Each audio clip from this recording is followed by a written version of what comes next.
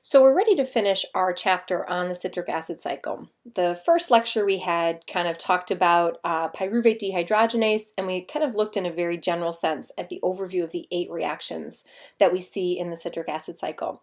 We really delved into the meat of those 8 reactions in our second lecture.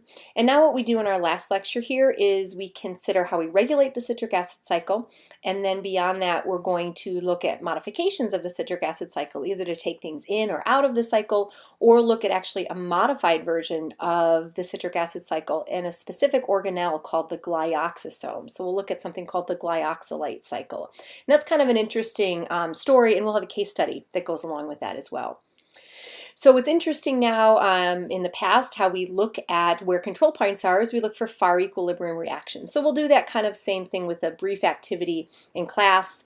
But what's interesting is, again, you have a cyclic process. So there's no true beginning and end. So some of the criteria that we use to eliminate potential far equilibrium reactions in glycolysis won't really be relevant here.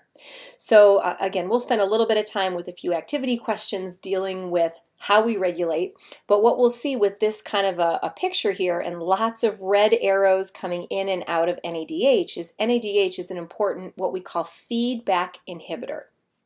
So one of the main products of both pyruvate dehydrogenase reactions as well as those in the citric acid cycle is the production of NADH. So that is a product of many reactions, so it's able to feed back and inhibit several earlier steps in which that product is made.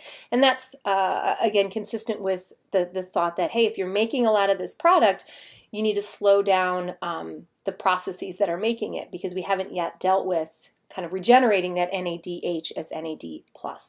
So again, we'll deal with that with some activities that we'll have in class. Pyruvate dehydrogenase, again, not necessarily being part of the citric acid cycle. We'll talk about how we control that. Specifically, we will talk about covalent modification.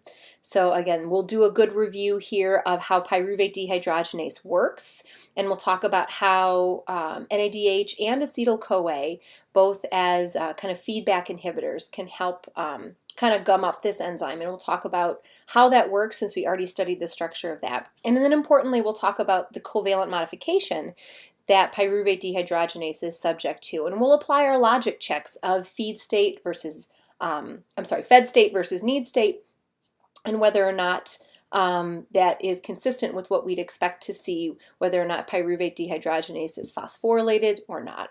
But a big picture thing to keep in mind here is, remember, just like we talked about glycolysis being a fed state pathway, right? Even though it does make ATP, it's really a fed state pathway, because if we have excess levels of glucose, we need to get rid of those in some way. And how we do that is we put it through glycolysis, and then also we have to put it through pyruvate dehydrogenase. Pyruvate needs to be converted into acetyl-CoA. Once we've made acetyl-CoA, then we can store that, essentially what was excess glucose, as lipids. So again, a little bit weird to think about a catabolic process like glycolysis and pyruvate dehydrogenase being fed state, but when we go through this as an activity, we'll tie that all together, and again, that will make sense. So we won't spend a lot of time on this, but we will, again, depart from, we always talk about metabolic pathways. We learn them in kind of a tunnel vision way. We learn about just the details without anything leading into or out of that pathway. We're going to do the same thing now like we did in glycolysis with the citric acid cycle and say, all right, now that we understand this pathway, what can lead out of it and what can lead in, and thinking about branch point metabolites in that way. So this is a very busy slide, and we will break it down in our activity, and I'll let you know the only things that you truly need to know. Here are some important ones that I'll just highlight right now. Obviously, we need to know how to synthesize fatty acids, because excess fuel in any capacity ultimately gets funneled to acetyl-CoA and then made into fatty acids. So that's an important process that we'll spend a little bit of time talking about. Here's another process that we have talked a little bit about, right? The idea of making oxaloacetate. Again, this will happen in the mitochondrion. So we have to get pyruvate into the mitochondria.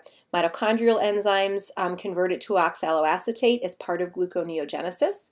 But again, we need to export it back out to the cytosol to make glucose. So in one of our activity questions, we'll do a little review of that part of gluconeogenesis to think about this part of this process. We'll spend a little bit of time kind of thinking about this part right here, and we'll look and see how two different citric acid cycle intermediates actually can easily be converted into amino acids, and with oxaloacetate and alpha-ketoglutarate. The rest of these right here, we're not going to talk too specifically about them in this chapter. We'll kind of revisit them when we get to our amino acid chapter, and then with our protein chapter with how we make things like heme and so forth. But not a lot of details that we're going to cover here. So some terminology: cataplerotic reactions, just reviewing back on this slide. Like we talk about catabolism, breaking things down, cataplerotic reactions use or break down and take away intermediates within a cycle, whereas anaplerotic reactions are going to replenish those. So this first slide just shows all the red arrows talking about cataplerotic reactions, which is mainly what we'll focus on. A few anaplerotic reactions, again, we can think about the pyruvate carboxylase reaction as a way of generating oxaloacetate, but it's not going to be oxaloacetate that's used specifically for the citric acid cycle. Again, we'll spend a little bit of time. This is just building off of that last picture here, talking about this process right here, interconversion of alpha-ketoglutarate to amino acids. And so that's kind of what we'll see a little bit with this, and again, interacting with citric acid cycle intermediates like alpha-ketoglutarate. So we'll spend a little bit of time on this figure. It's a good figure to kind of review some things that you've already learned about, like the pyruvate carboxylase reaction, pyruvate dehydrogenase, and remembering two other enzymes that have involved pyruvate, which are pyruvate decarboxylase and then alcohol dehydrogenase. And we've also talked about lactate dehydrogenase.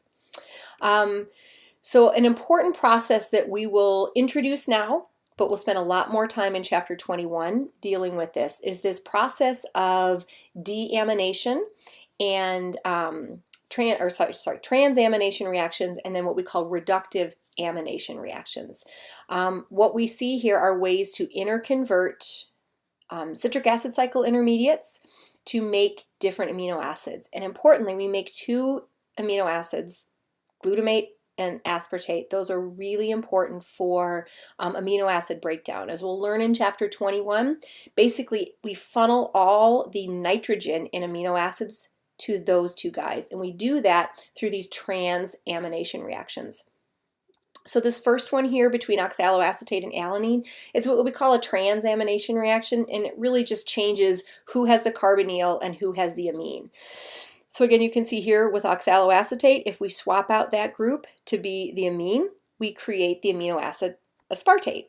Whereas if we take this carbon, which was the amine here in alanine, and we convert it to a carbonyl, we generate pyruvate.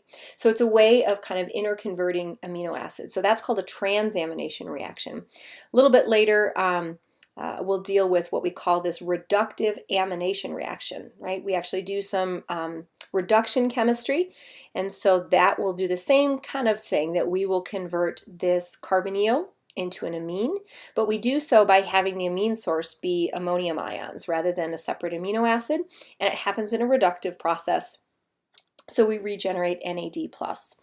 We'll talk a little bit about this in this chapter, but more as a way just to have you see it for the first time, so that when we see it again in chapter 21, it's a review then.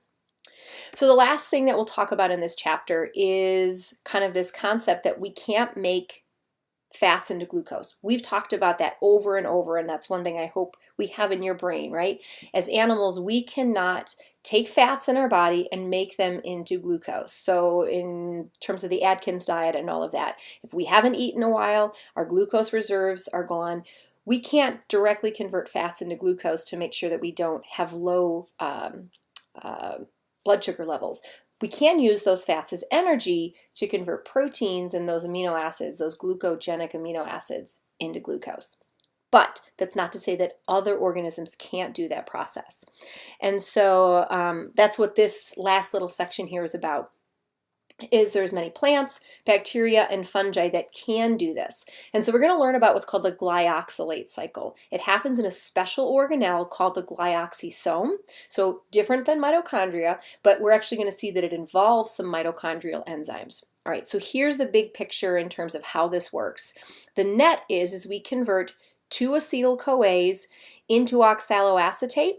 Now, it really happens by first converting them into succinate, and then we need to dip into the mitochondria to finish doing the succinate to oxaloacetate transition that we see in kind of that stage 2 of glycolysis.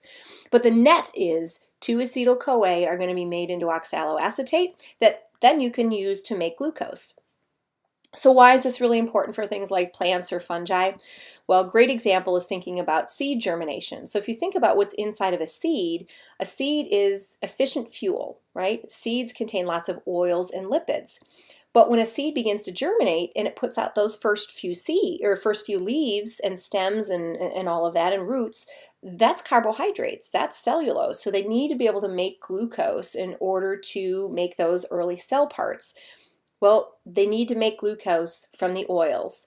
So we have the fatty acids in the oils that get broken down to acetyl-CoA, and then the glyoxylate cycle can convert those acetyl-CoA branch point metabolites into glucose. They're only able to do that because they have this special organelle called the glyoxysome. So we'll spend a little bit of time reviewing this process. You don't need to know the structures of the glyoxylate cycle the way you need to do those for the citric acid cycle. You should be able to look at these and kind of make sense out of what we see. But again, a key part is we have a unique organelle that allows us to do some special chemistry, but then we still need to dip back into the mitochondrion to convert that succinate into malate that can again go back out to the cytosol, be reconverted into oxaloacetate for gluconeogenesis. So kind of a very circuitous route again, but allows us to make sure that we are using the lipids to generate that oxaloacetate. So we'll learn that process, and then we have a really fun case study to kind of think about that. And that's the end of the citric acid cycle.